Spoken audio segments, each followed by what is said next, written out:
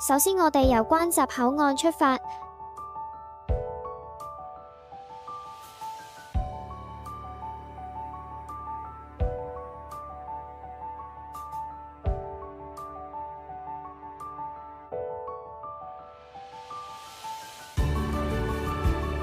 穿過手信街，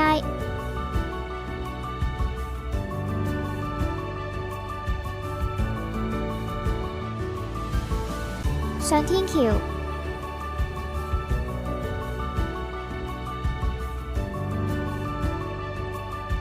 見到麥當勞就啱啦。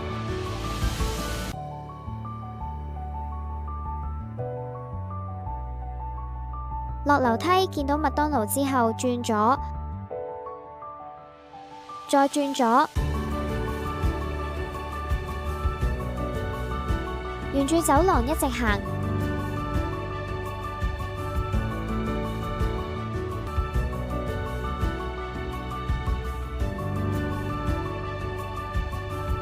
過完馬路之後，繼續沿住走廊向前行。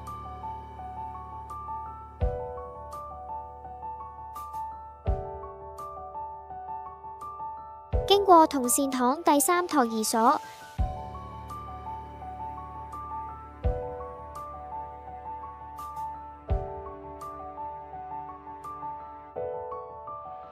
經過公園，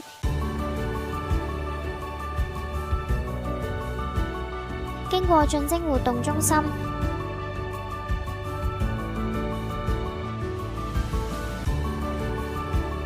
繼續向前行。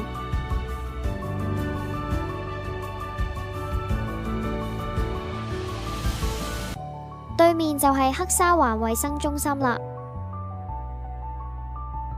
繼續沿住走廊一直行，就見到我哋灣景嘅後門啦。今次我哋由祐漢街市門口出發，先過馬路，轉左向前行。前面就係德育中心，過馬路轉右向前行，經過中心街巴士站，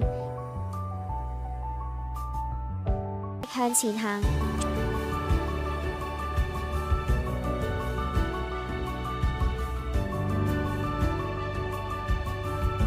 轉左就見到灣景嘅正門啦。今次由黑沙環衛生中心出發，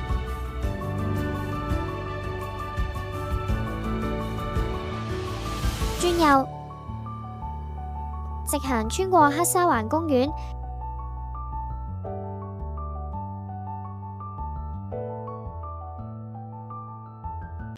對面就係灣景嘅後門啦。